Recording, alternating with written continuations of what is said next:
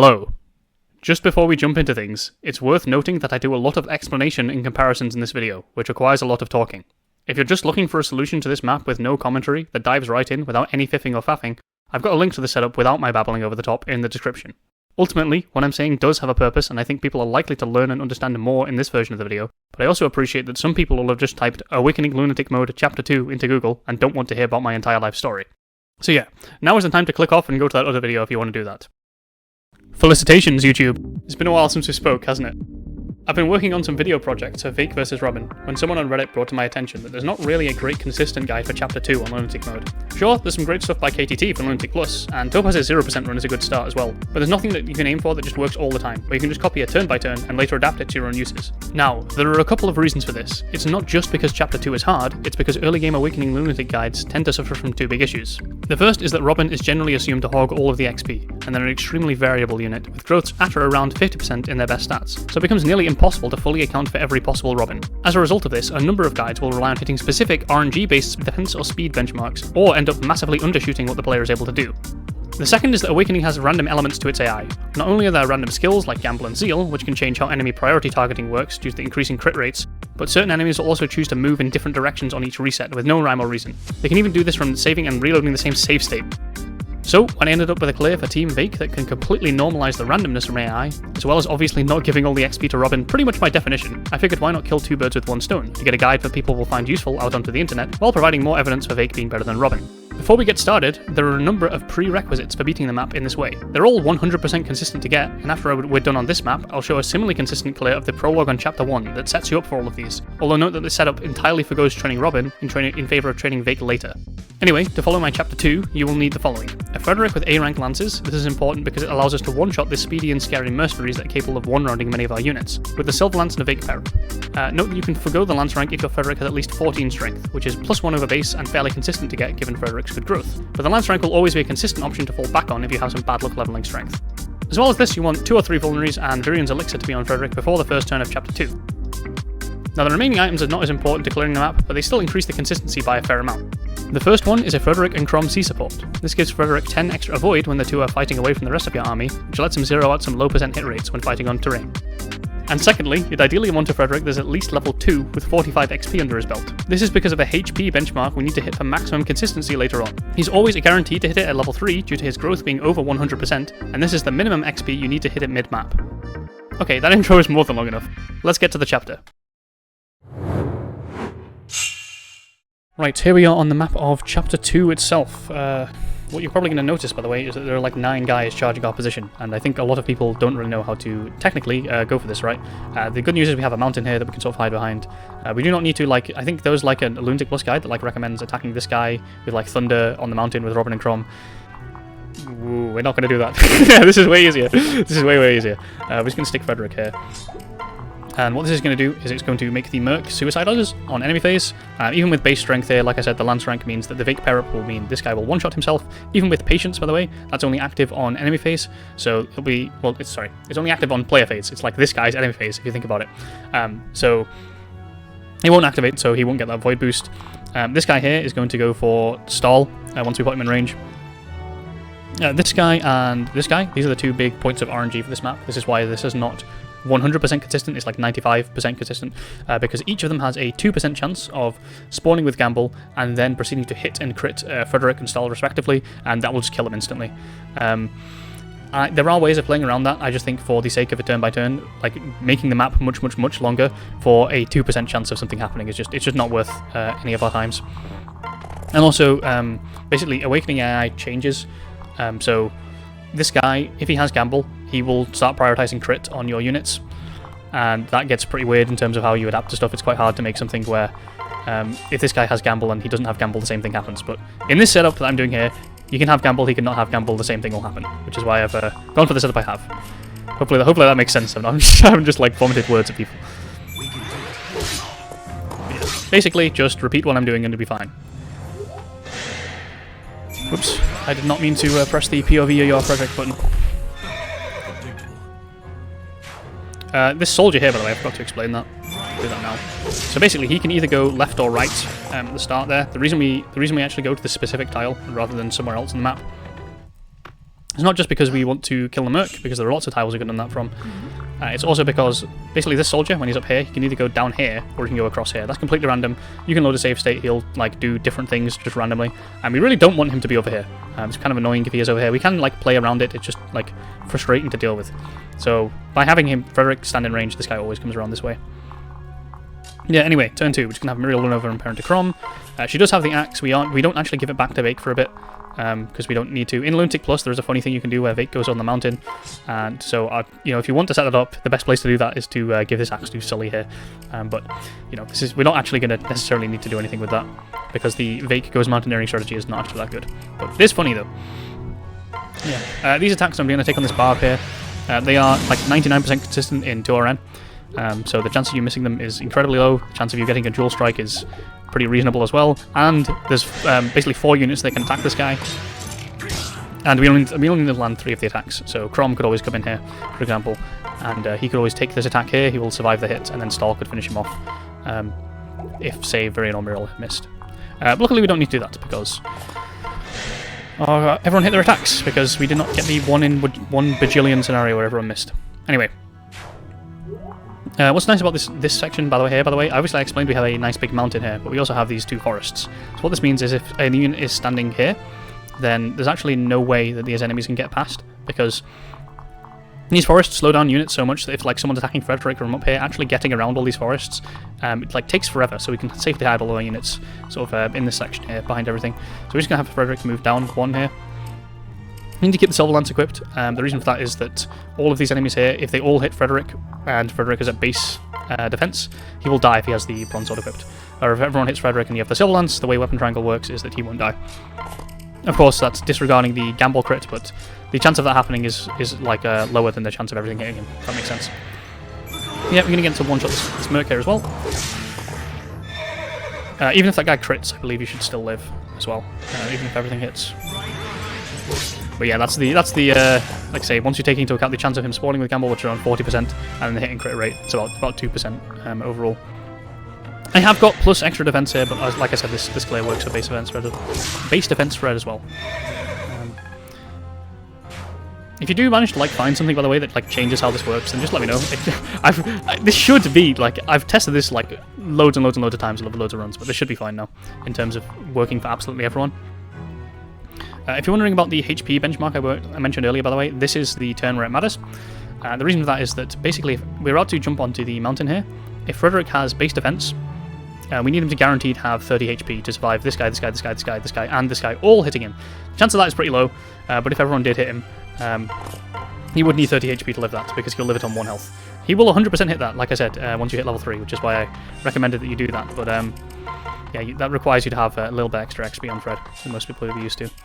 Not a big deal if you do miss it, but you know, it's nice to have that little bit of extra consistency.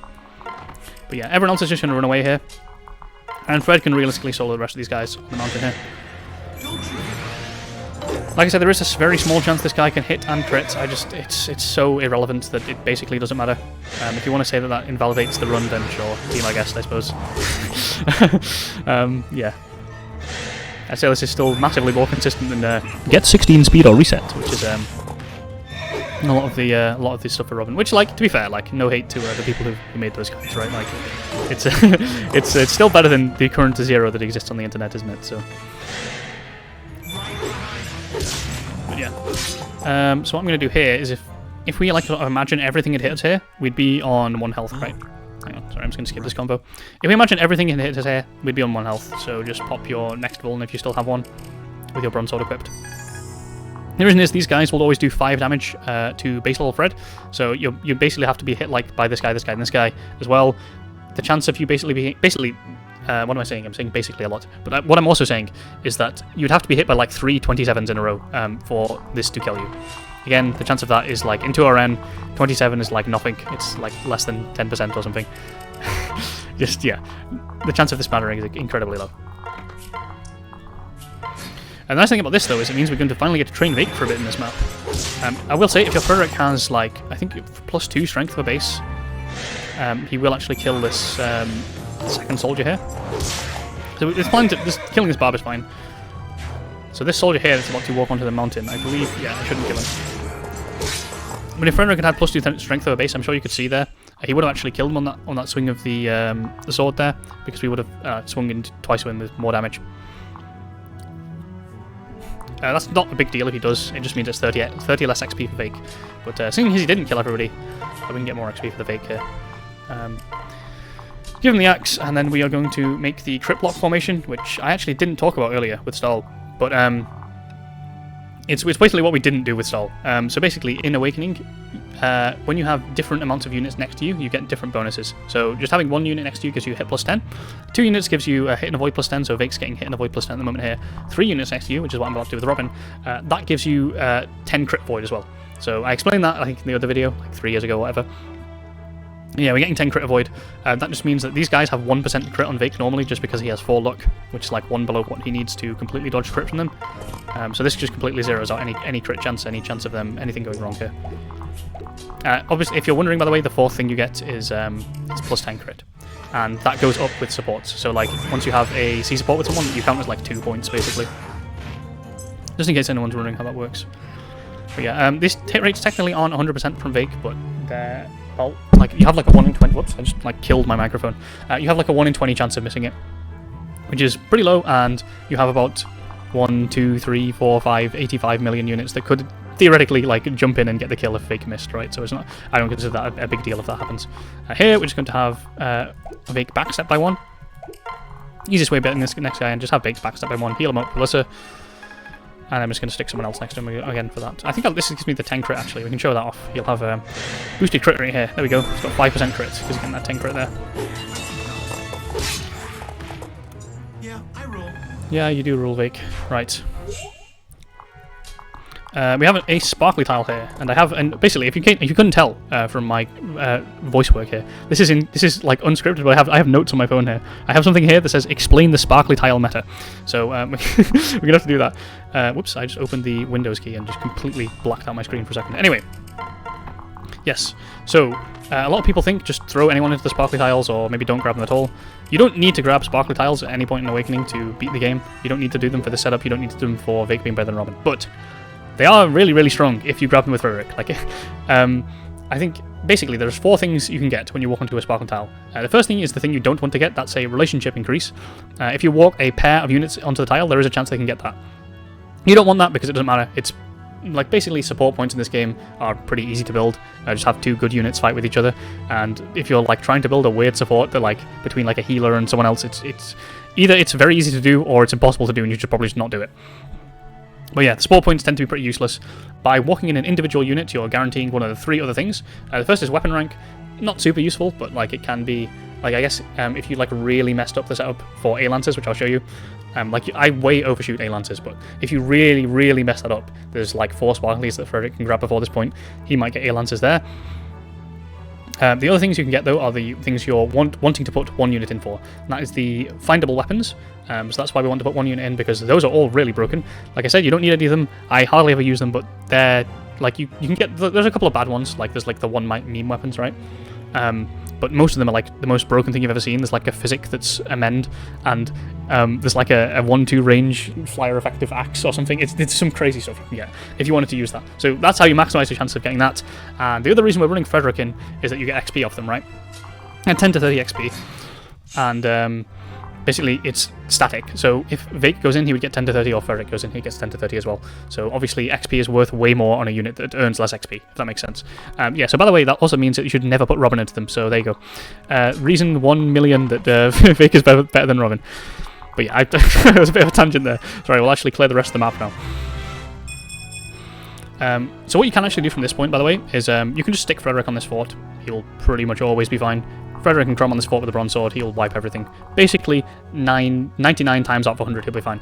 But I know that not everyone wants to do that, so I'll show you something a little bit more interesting as you train some units. The only thing is that it can get a little bit weird. So, just going to set this up. We need Frederick to be unequipped, and we need Crom to have the falchion here. What I'll do actually is I'll make a save state in a second, that way we can show a couple of different ways of doing things, just because I don't want to like put people in a position where I'm like, oh yeah, you know what you're doing, right? Yeah, and then like everyone's like, no, we have no idea what we're doing. Don't want to be the university professor who's like, oh yeah, you guys know what know what I'm driving at here. No, we don't.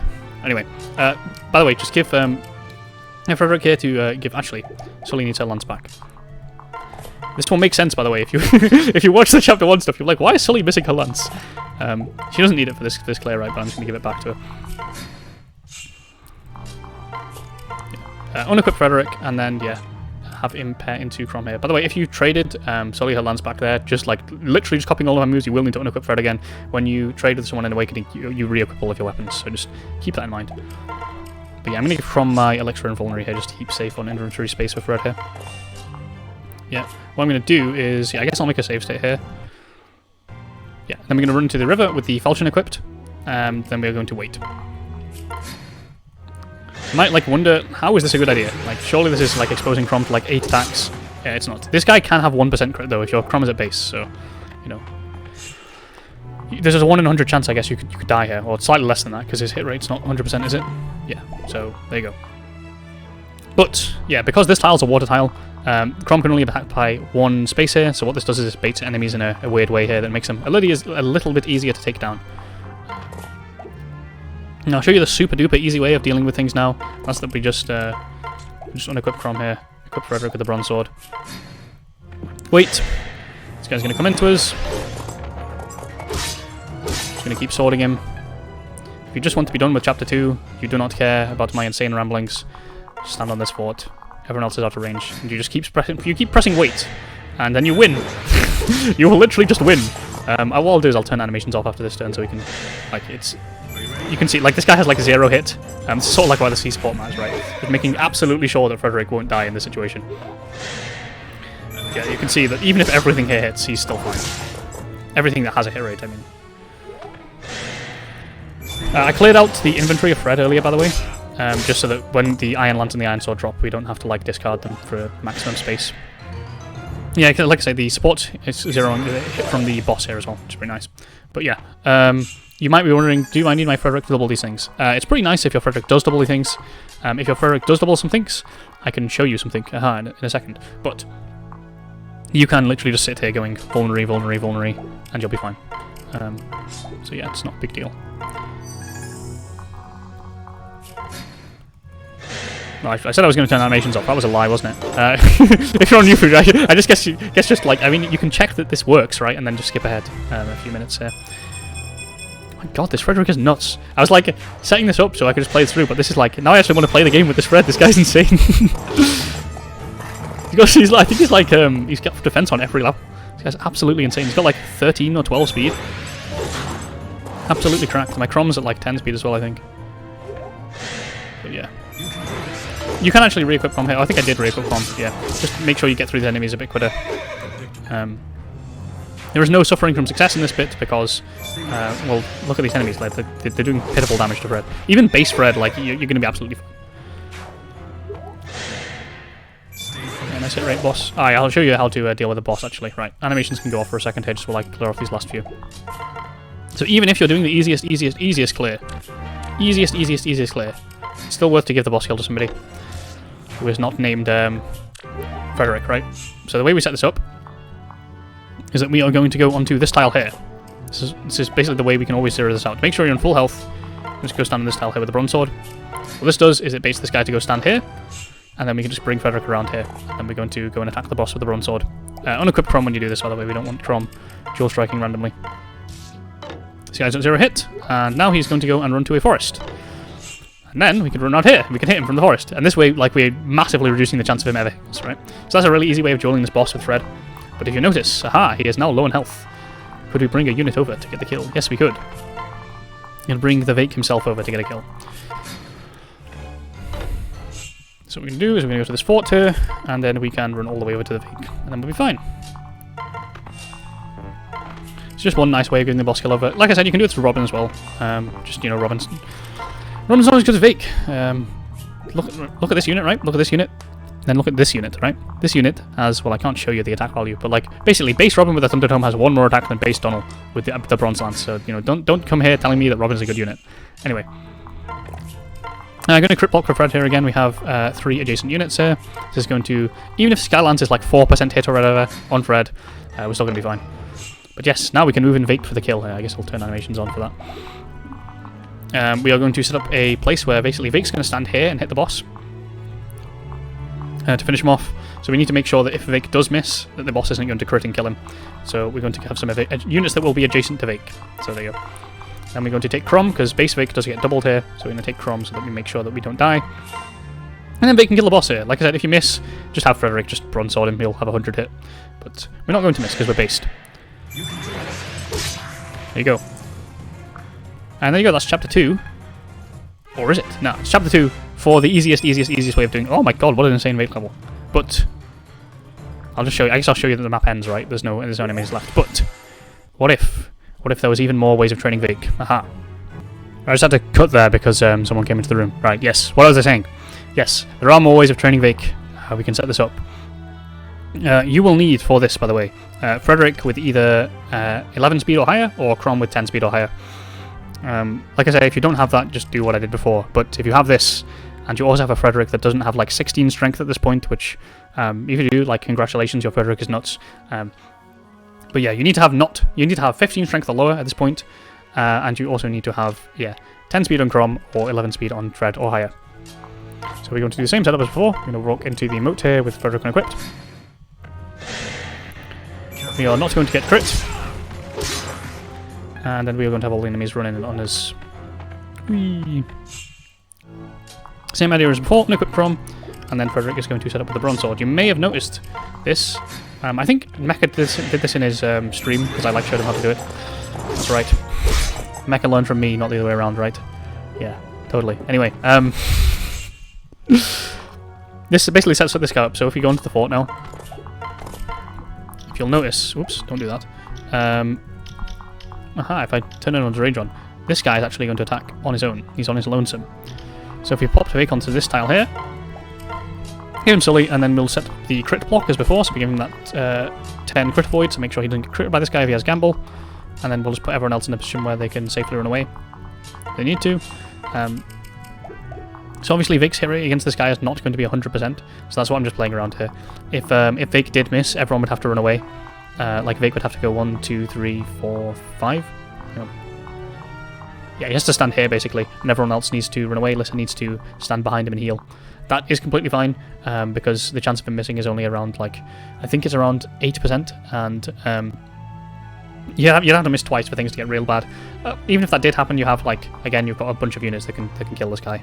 But I'm just sort of playing around every single possible scenario so that you guys, eventually, basically, like, one of you at home will have an issue with random stuff happening that's not meant to. So I figured we may as well demonstrate a way of getting through every bad scenario, right?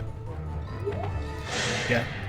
Most Vaikes, especially with the Sully here, Sully does enough damage to kill this guy, so Vaike could miss and then Sully could dual strike as well to cover him. Most Vaikes will just grab this kill for free here. Frederick has 4, is going to be fine in the fort. You can equip Crom, you can unequip Crom. For this soldier here, you do not need to double him for this setup to work. I generally find that doubling him just means that, like, it goes a little bit faster, but you are less likely to be able to grant XP over to Vaike. Anyway. Again, another soldier. He's moved in a position where we can now bait him in. And these soldiers, actually, a lot of people think Vaike sucks, like, against the soldiers, or against a lot of these enemies here. He does suck against the mercs, to be fair, I won't deny. Vaike is pretty bad against these mercenaries, it's just that Frederick is really good against them, so it doesn't matter. But these soldiers, Vaike is like the best unit at the moment you have against them. The reason for that is, they do 13 damage, he has 29 base health. So he actually lives 2 of them. Obviously, if you run Vaike into them, like, without a pair-up, he does terribly. He gets doubled and he gets killed, but the power of the Cav pair-up that he has here from Sully, or, like, Stahl can give him as well, it gives him this +1 speed, so he doesn't get doubled, and the +2 defense is what makes him unable to be killed in 2 hits as well. There's no other unit at base actually that has that sort of like combat parameters, and the 18 attack he has here, that's like way higher than anyone else apart from Fred. You know, let's have a look at, you know, Mr. Base Robin here that you could be bringing. That is 8 base attack, so that is 1 more than base Donald. You know, you might say the comparison's unfair. You know, it kind of is, to be fair, but like, Vaike is still going to have more attack than Robin. like, yeah. Don't let the Robin believers tell you that unit is good. Anyway, disingenuous rant over. Let's continue with the gameplay here. I'm just going to knock out the soldier. It's weird. I've not got the fort background, by the way. For that attack. Anyway. By the way, I've gone for the crit block formation again against that soldier because he would have 1% crit. But We have enough power to block that. Another Fred level. It's a crazy good Fred level. My Fred's like really weird actually. He's got base strength, but he's got like the most insane defense ever. I think that's probably better than the other way around, but still. Cool, nice. So we got level up here. What are we gonna get? Ooh, speed. Okay. Speed and defense is like the things you're looking for on Vaike as a carry. You want those to come through as early as possible. I'd say like 7 speed makes you like way better for chapter 3. Because it means you can take a cav pair up and still not get doubled by the soldiers.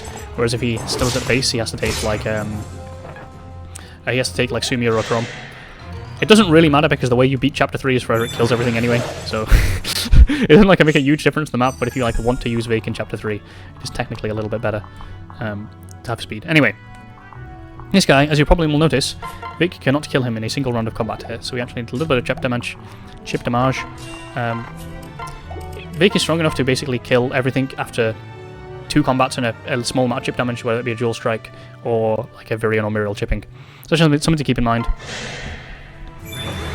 So we'll chip this guy and then we'll finish him with Vaike there. Even if we miss, we're still fine because again we have a bunch of units who can follow up here. Well, I probably should have healed him before I went to that attack. I did have the ability to do that. Yeah, we'll just kill everyone now. The Iron Sword.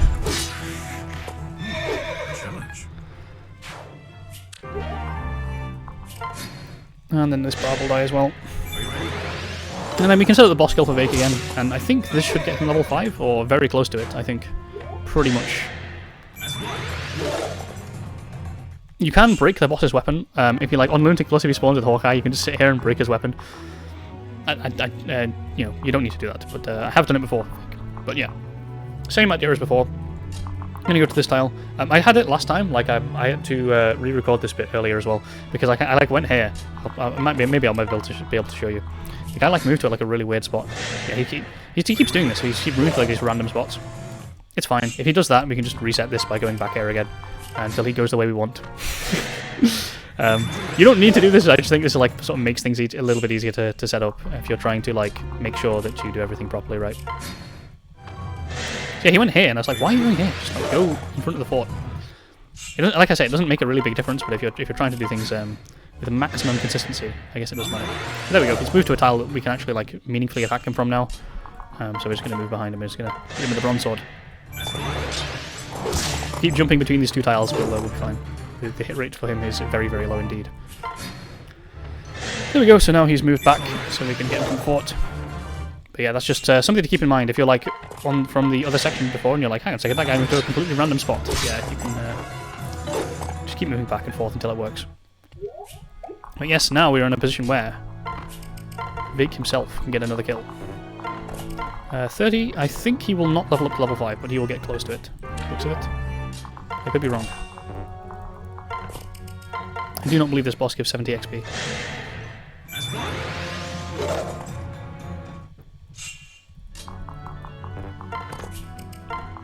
Don't do that. There we go. Yep, so we're going to crit block again, and then we will bait in for the Vaike.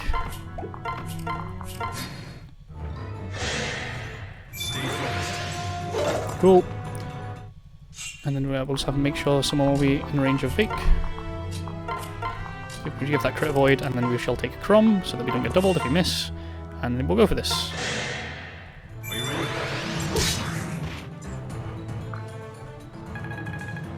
Yeah, so we didn't quite get level 5 there. There you go. So yeah, that's chapter 2 for you.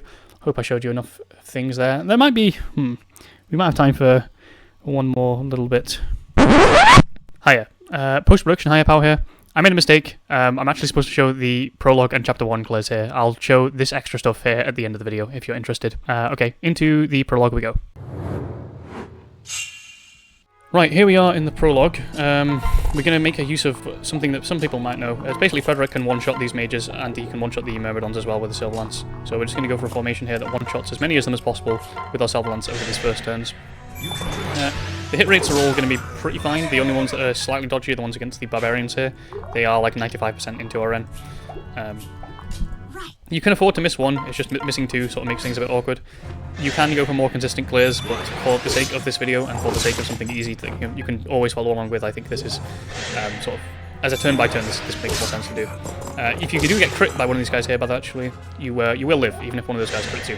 It's only when both of them spawn with Gamble and both crit that you'll die, which is like infinitesimally small amount of chance of happening. But yeah, there are a couple of strategies that basically do sort of mitigate RNG more, but they are much harder to plan a turn by turn for.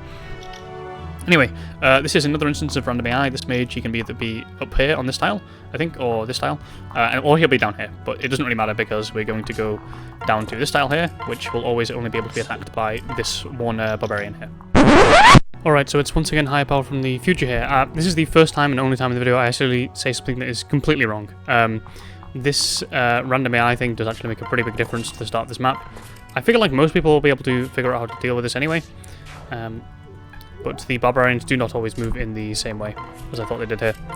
It is pretty likely that they'll move in the same way, but as you can see here, this one has moved to a different position. And so is this one. So it's going to line up a little different. Occasionally. So, like, you might think, oh, well, you know, you were right? So this tile is still open for Crom. But the truth is that, for example, this barbarian could be down here. And this mage can be down here. What this means is that in practice, there is always one tile, at least one tile, where you can put Crom when no one else can reach, just because of the fact of where the enemies line up. Because Frederick's here, and these barbarians will attack like here and here, or here and here, or whatever. There will always be one tile somewhere. It might be over here. I think I had a setup where like the tile was behind here, or the tile might be up here if the mage is over here. But yeah, there will always be one tile, at least, where Crom is able to stand, to be able to just stand still and get the crit block, and then be able to enemy phase. If you are feeling like that's a little too much work for you, especially on like the literal very like first turn of the game, we can go for a much easier solution, and that is we just run Frederick outside of the mage's range. We trade for the vulnerary with Crom, and we just use it. And we can just have Frederick kill the barbarians here. So yeah, we can just forget about giving the XP to Crom and then do that. So that is actually like about as clean as that's going to get. Like I say, pretty awkward because it's very random AI at that part of the map. But yes, just wanted to clear that up just in case anyone's struggling with it. You can always do this instead. Right, okay, I'm going to go back to the present day high power now. So, kaboom! And I'm just going to put Robin on this side of Crom here, and I'm going to cook Crom with the rapier. So what that means is that we will zero out all of the crit rate against us. If this guy had Gamble, we're getting that dodge plus 10 there. Because of the crit block formation, we have 3 adjacent units. So we're getting dodge plus 10, and we're also using 100 hit there because we have the higher hit rapier equipped. Then we can just player phase kill this barbarian here, and again with 100 hit. You can use Robin for these kills. I just, you know, Vaike is better than Robin. This is a whole different argument as to why I'm doing this. I'm not going to be able to adequately explain it while I'm doing this and using parts of my brain to explain and play at the same time. But basically, Crom is a much better unit to support Frederick than Robin ever will be, and you don't really need Robin and Frederick until like 17 chapters into the game. And at that point, you might as well just use Vaike. Anyway. These sparkly tiles, I already explained, like, Frederick's the best unit to put on them, but he really is, so, you know, when this one's here, just grab it with Fred. Anyway, we're going to cross the bridge here. You don't need to do the water trick. Anyone who tells you you need to do the water trick is wrong. They are lying to you. You can just walk over with Fred. The setup I'm going to do is a little different to what you've probably seen. You may have seen it on that other video I did 3 years ago, which is a little while, but yeah, same sort of idea. We're just going to run in, we're going to one-shot this mage. Quickly here. And then we are going to get Crom to trade off of Frederick's Silverlance here and give him some vulneraries. Then we're going to get Robin to trade Crom the Bronze Sword here and unequip the Thunder Tome. Do it in that order, by the way, because if you like unequip a weapon and then trade with somebody, your weapon will always re-equip. It's a weird awakening thing. But yeah, and then we're going to pair into Crom here. And what you'll probably notice is basically Frederick's got no weapon, and this is the only tile that these guys can attack Crom from, so everyone will just run and attack Crom here.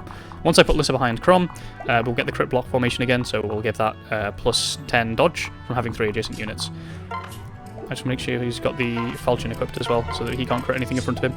We don't want him suffering from success, basically. And this lets you sort of like get... It's like in between the water trick and just killing everything with Fred. You can definitely just kill everything with Fred in the most efficient settings, right? You can just blast everything with Fred. But for something that's sort of like easy and doesn't like take 700 bajillion years, I find this is pretty good too. So I'm just going to wait again. Obviously, if Crom had been hit there, I could have healed him with Lissa. That would have been fine, but he wasn't, so I'm not going to. If Frederick gets hit, by the way, just vulnerate him. If he gets to 18 health, just give him a vuln. That's usually what I say.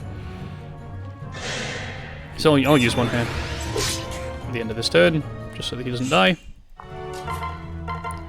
And yeah, I'm going to heal my Crom up as well with Lissa. Obviously, if this guy attacks me down on enemy phase, he will suicide into me, and then this guy will have room to attack me as well. And we don't want that, because Crom does not survive 2 hits, so we're going to have to kill him on player phase with the Bronze Sword here. He has a Void plus 10, so my hit rate is like only 99% in 2RN, right? But, you know, that's... it's like, if you're missing this attack and dying, then like, you know, I'll you know, fine, you can blame the RNG. If that's the reason you're losing, then fair enough, right? But, you know, it's basically never going to happen.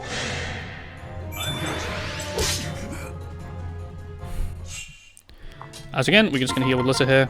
I guess I can get Fred to use a second vulnerary here. And yep, we're just going to... I guess I'll use the Falchion to save on uses here with the Bronze Sword. Doesn't make a huge difference because I don't think anyone has ever used the entire early Bronze Sword, but... You know, I suppose hoarding is a pitfall, right? Or no, that doesn't make sense in this scenario. We're like... I don't know. You can tell the this second I've not got much to say about this. I'm just killing barbarians. You can go ahead and skip to the end of the chapter if you want. I suppose if you're on YouTube, you know, I don't have that luxury. I'm gonna have to sit here and do this. I wish I could put myself on double speed. That would be a lot easier. But yeah.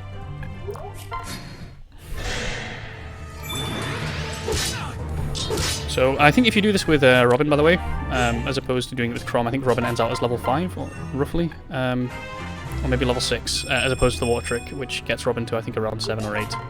So, oh, I should have attacked with the Bronze Sword there, but like I said, it makes no difference basically. Whatever. But yeah, this basically does give you slightly less XP than the Water Trick does, but it's way faster and it's way easier, and you don't end up doing weird things like taking crit from an Elf Under Mage or any of that weird stuff. You got another Sparkly for Frederick here if you want to take that. And then we're just going to move on to Garrick here. I'll just set up some inventories, so what I need to do is I need to have Lissa give the vulneraries over to Crom that she's holding, and then Crom needs to give the Bronze Sword and the Silver Lance over to Frederick. I'm just going to pass our turn again here. I'm going to make sure Crom is unequipped here before pairing into Fred, and then Fred is going to Silver Lance the boss. On enemy phase, by the way, not on player phase. The reason for this is because the boss, even if the boss crits here against base Frederick, you can't kill him. He does 27 damage, Frederick has 28 health, so we'll be fine. So we can just sit here until we get our 1 hit. We can obviously just move out of range and heal if we miss. You can like use 2 Bronze Swords to do the same thing here. I just prefer to use the Lance because I value the Lance rank a lot more. Obviously, it's not necessary for the clear. But yeah, we can get our healing with Lissa here. And then we can just end the map with Crom with the Rapier there for 100 hit. Yeah, we got 100% hit. That will, even with base Crom, by the way, you'll have 100 hit here. It's not just because my Crom's leveled up a bunch. There you go, that is the prologue done. So most of the rest of the setup we'll do in Chapter 1, so I'll see you in that map in a second. Righto, Chapter 1. Yeah, much like Chapter 2, there is exactly like 1 RNG point here that sort of is the big thing, and that is this Hammer Fighter that I've marked here. You can kite him around the forest and stuff, and you can do it with 100% consistency. The problem is that when you start doing that, you invent a lot of random AI, and it becomes a lot harder to react to. You have to sort of like know what you're doing. In terms of making a turn by turn, I just take a clear that has like an 89% chance of success here, I think. Roughly speaking, when taking into account the fact that this hammer guy can hit you when you're on the fort. Just keep that in mind. It's probably the easiest way of doing things if you're just looking for turn by turn strategies. Here, in this instance, I'm just going to Silver Lance with Fred, and I'm going to take the Rapier off of Crom here. And then Lissa and Robin can just sit out of range. These hits against this guy, like I said before, it's like in the prologue.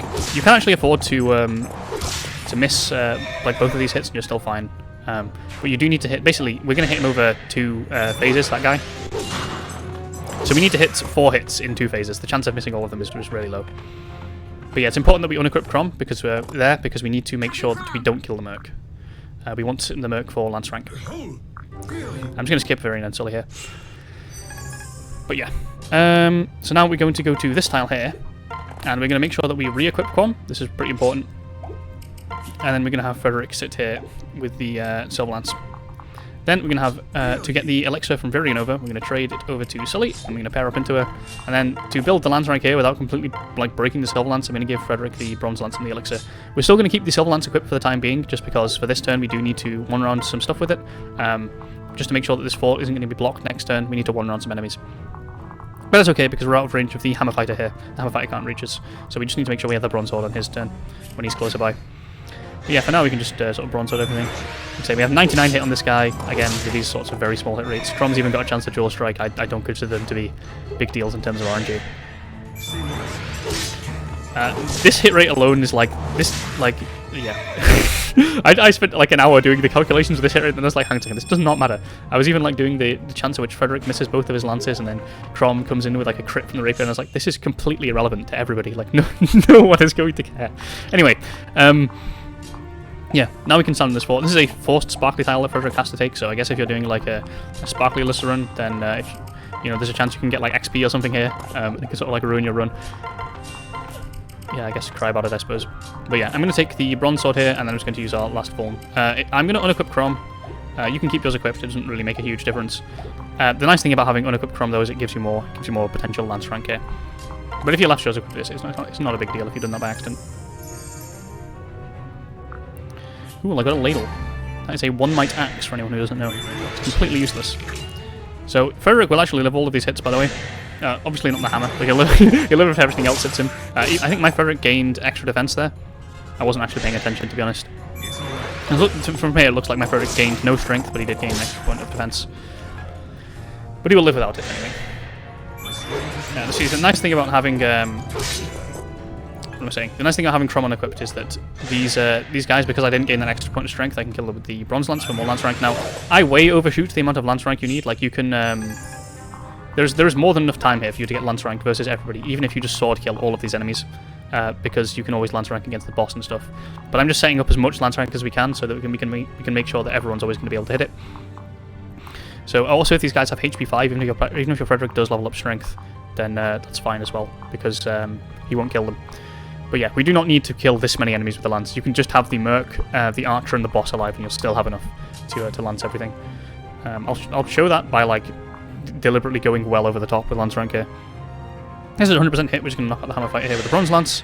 This is sort of like why we trade the Bronze Lance over, so that we can kill all of these remaining enemies with it without breaking the silver.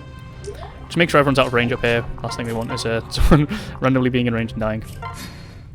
Now we're at risk of literally nothing. Frederick is practically invincible. That does 1 damage again if he has base level defense. This does 6 damage. Like he's never going to die. He's got that 5 healing a turn from the fort. Yeah, I think we should maybe even get it off like this attack or like the next attack we do, because we've gotten so much lance rank. Yeah, so we got A, but obviously you can see there's so many enemies left for us to kill. I mean, there's 2, but like one of them's a really tanky boss. So I'm just going to move over here, and we're going to attack into this guy. This guy should pretty much always take 2 shots to kill. I can't think of a situation where it's impossible for him to take any other number of hits to kill. I guess if you leave Chrono Quip by accident, like dual striking. Although if you're worried about dying to the boss, right, from hitting you all the time, if you stay on the... Just make sure you're like... So I'm at half health here. I'm just going to go hide on the fort here for a turn with the Bronze Sword equipped. The boss will not like suicide on me because he has a 2-range short attacks here. His hit rate's super low. It's like 29%. It's that same really low percent like the Hammer Fighter had. We're gaining 5 health a turn, and he is doing 6 damage to base spread. So like you are net positive in terms of probability from health here. So as long as you're not doing it like pretty much exactly at 5 health or exactly at 6 health, just make sure you do it a little bit before you need it, and that way you can afford to get hit maybe once or even twice. I'm just going to heal back up to full here. And we're doing this just to give myself absolute maximum consistency. Make sure that nothing can go wrong here.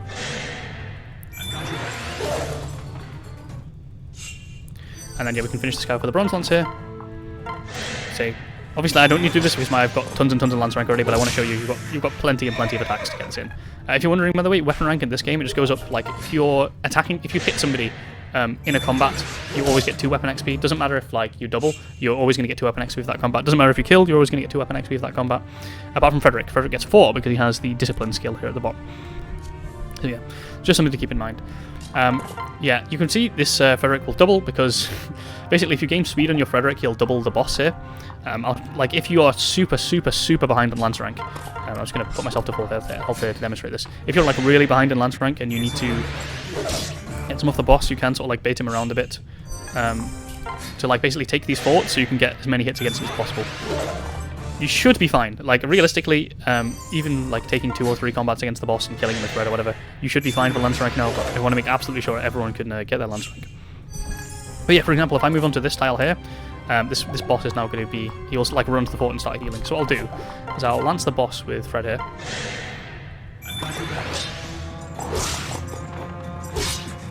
So just make sure you have a Chrom equipped when you go for these. Sorry, unequipped. And then we're going to end our turn.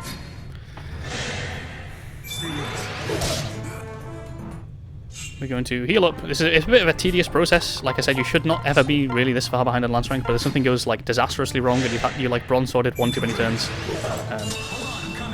you can do this. Everyone else, you know, you've already gathered you can just kill the boss. Well, actually, there is one thing more you need to do at this point. I will show you right before we finish the end of the map. It's sort of important. Basically, you need to put the vulneraries that Chrom has onto Frederick. Yep, so I'm just going to do that now, just so we don't forget. I guess we'll get rid of the ladle here, we don't really need that. There we go. And then we'll sit tight from the turn. The reason we're doing that is just because we obviously need them for the Chapter 2 setup. There's not really another convenient time to do them. But yeah, now we can run over here with the bronze sword equipped, and the boss will run onto the fort and he'll heal a bit. And you can just keep carrying him around like that over and over again. Keep going into 2 range of the forts, and eventually the boss will sort of heal up. If everyone's hiding in the corner here, you can sort of like run a ring around these forts. But yeah, you can keep doing that if you're running low on Lance rank. Realistically, you're not going to need to do that. I've set it up in such a way that you should have more than enough Lance rank. I was just sort of covering all bases, if that makes sense. But yeah, now I'm actually going to kill this guy because I've just been running him around in circles for the past 500 years. And I'm sure people are probably a bit sick of me seeing me do that. So I'm just going to go in here. Bronze sword on these forests or on the forts or whatever. Like I said, you have basically infinite time to kill this guy with. So just bronze sword him. Doesn't matter if you double or whatever, you can always go back to the forts to heal. You've even got Lyssa and stuff up there if you need to heal.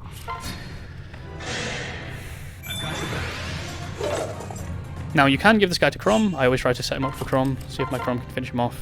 My Chrom actually does take 2 hits from this guy, so he'll be fine. I think base level Chrom has 7 defense and 20 health, so base level Chrom will die. However, if your Chrom has like 1 health, then you'll be fine.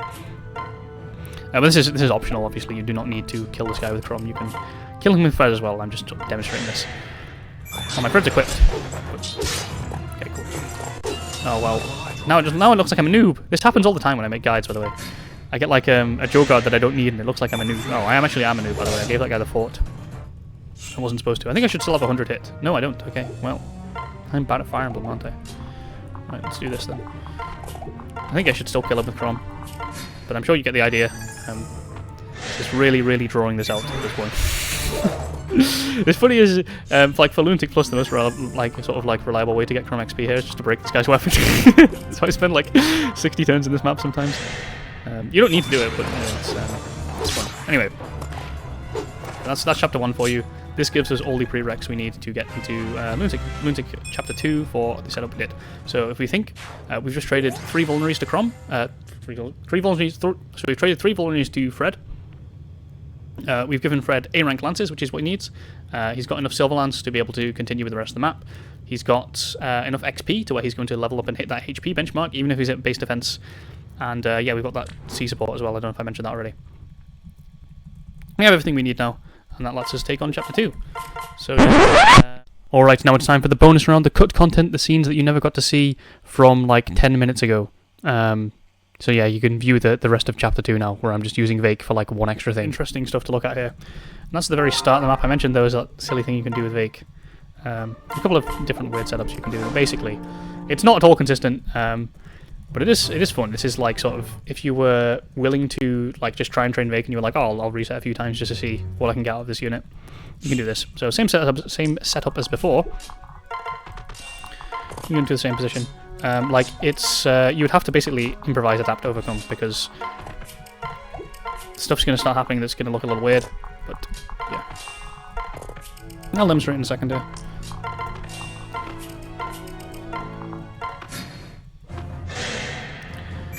Okay, no crit for stall, good. Do you know the amount of times I tried to record this, right? And like stall with like dual guard in the first attack, and I'd be like, well, now I have to just dump the whole recording because it looks like I got lucky.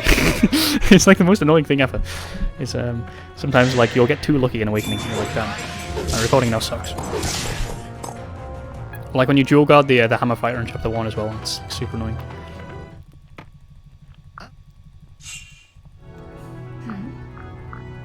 So yeah, there's a couple of different things you can do here.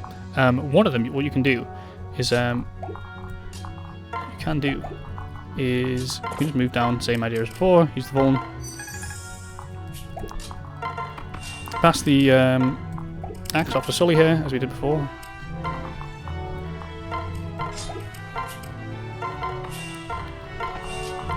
Take his attack.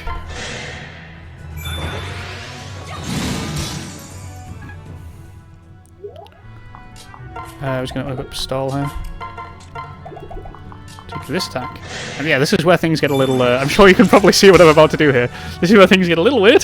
What you do is you take Sully over to Vaike here. You take Vaike off and then you trade him the axe. Oops, don't do that. Come on. There we go. And you would hit this guy. Obviously, if you miss, there is no backup plan for this. This is more of a thing you just can do. I guess, like, you know... I'm just getting 29 XP for killing that guy. I think that's a bug. Oh no, it's a hit XP. I'm stupid. I was like, it's because I've hit him like a bunch of times. I've literally never seen that before. But yeah, in Lunatic Mode, basically, if you hit someone a bunch of times, you gain less XP. I've just not seen it in that context. I was meant to put what's his face? I was meant to put one of the calves onto Frederick there, by the way. I'm meant to put like Sully or Stahl on so he actually lives this onslaught here. But yeah, this is the other reason it's not consistent. You have to hit the 64. I mean, you don't have to hit it.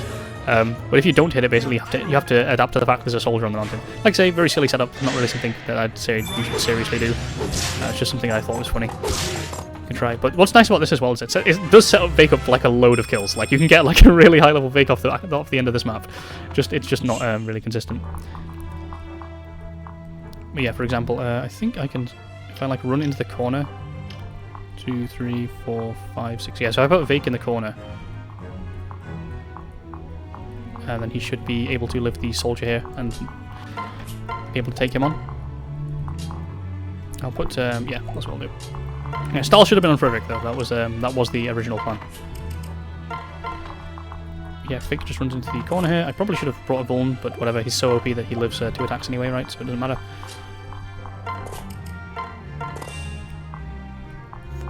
Yeah, Vaike should be fine from that. I don't think the barb can hit me either. 1, 2, 3, 4, 5. Yeah, this is the greatest guide of all time, by the way, is when I'm working it out in real time whether or not he lives. That's how you can tell it's OP. Yeah, there we go. So yeah, this sets Vaike up for like a whole bunch of levels. Like I say, not consistent, but it is something you can try.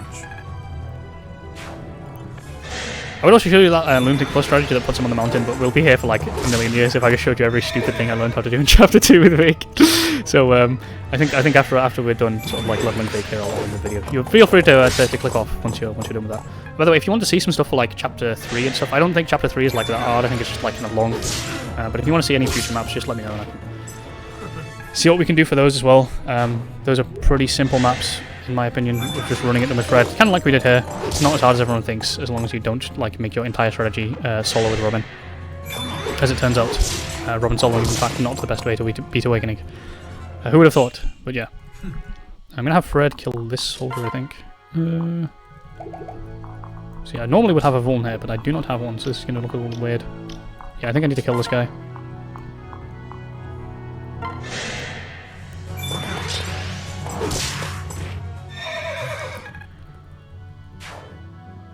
Yes, that should now work with Vaike. Yeah, so if I move Virion out the way here. Oh, I don't. Fred has all my phones. How much do I heal for? This is truly optimal gaming. Cool. Vaike will survive. This is why Vaike's so OP, by the way. Like, one heal from Lissa and he's already able to take the soldier here. Absolutely broken unit. Crazy that anyone thinks this unit is bad. Actually crazy.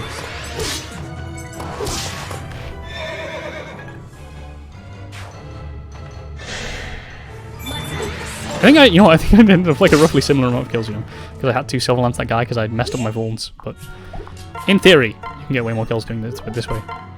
I think I probably got a lot more hit XP as well. Class dismissed. No, I got a full level, so yeah, I definitely got more XP doing it this way. There we go, and yeah, that sets you up. That will actually set you up to be level 5 at the end of the map, especially if you grab these sparklies of the Vaike as well. But yeah, general idea. I'm sure you've got the picture now. There's a lot there for you to work with. As before, if you just want something to reference in your own playthrough, the unlisted, no commentary versions of everything is going to be in the description. But yeah, aside from that, that is all from me from now, I think. So yeah, have a good one, and I'll see you in 2025 maybe with some scripted content. But yeah, that's it. Peace.